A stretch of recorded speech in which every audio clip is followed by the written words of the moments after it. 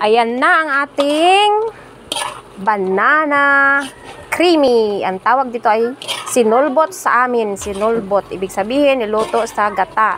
Banana Q na niluto sa gata. Ayan o, nagmamantika na siya. Kaya masarap na guys. Ayan. Ayan. Tingnan nyo yung sauce niya. Yan, kapag kinain mo siya, ayan. Wow. Talaga, napakasarap. Diba guys?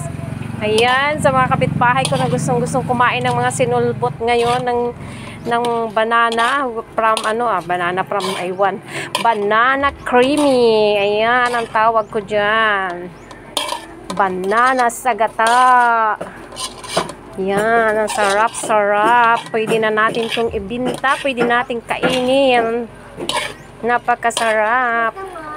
Yan ang kailangan dyan. Nagsusus. Ayan. Woo! Wow. Sarap. Ayan.